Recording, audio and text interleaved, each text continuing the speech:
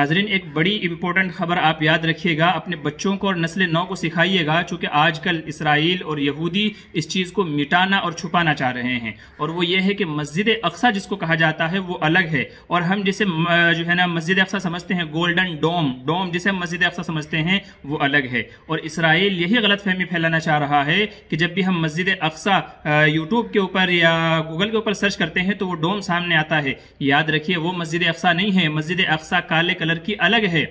और इसराइल का इसके पीछे आज़म और इरादा यह है कि जब कल को हम मस्जिद अक्सा को गिरा देंगे और उसकी जगह टेंपल हम बनाएंगे, जो उनके मुताबिक उनका जो मसीहा आएगा, जिसे दूसरे अल्फाज में दज्जाल कहा गया है, एंटी क्राइस्ट जिसे कहा गया है, तो वो वहां पर वो टेंपल बनाएंगे और दज्जाल वहां आएगा जो उनको पूरी दुनिया से निजात दिलाएगा। तो वो ये गलत फहमी डालना चाह रहे हैं कि लोग इस गोल्डन डोम को मस्जिद अक्सा समझें, ताकि जब कल को मस्जिद अक्सा वो लोग गिरा दें तो किसी को कोई एतराज ना हो। तो अपने बच्चों को समझाएं और सिखाएं कि असल मस्जिद अक्सा कौन सी है, कि जिसके हक में हमारी लड़ाइयां चल रही हैं। अपने बच्चों को जरूर समझाएं और यह गलत फहमी जरूर दूर करें।